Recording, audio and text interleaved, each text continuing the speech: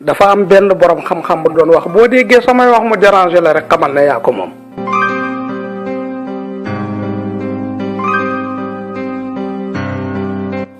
xamuñu kan moo jaay réew mi de waaye ci lu wóor mooy xam nañ kan moo fay njëg gi.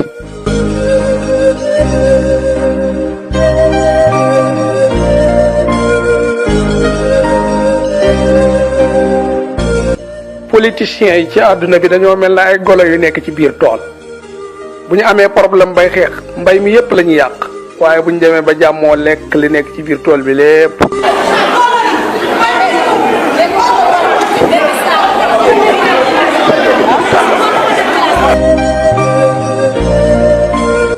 fii da am réew la moo xam ne bu fekkoon ne maandu moo fiy dox kaso yi dañuy fees dell pale yi nag kenn du fa nekk.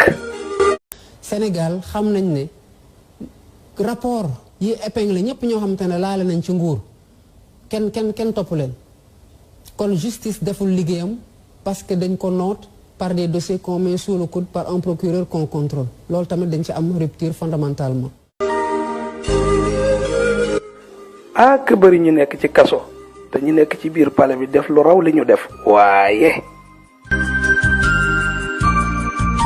boo posé question politicien bi daf lay tontu ci anam goo xam ne yow mi laajoon sax duutoo xamante sa laaj mooy lan. Sénégalais yi ba xam 2024 da ngay présenté wu wala doo présenté wu oui wala non.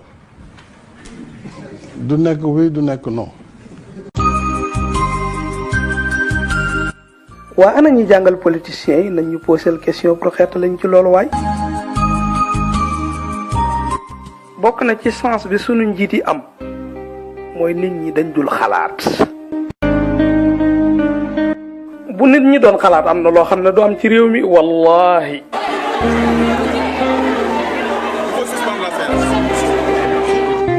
am nañ ay alal de pour préparer wu dem guerre yi waaye amuñu alal yuñ jox way ñàkk ñi. dëgg la wala déet.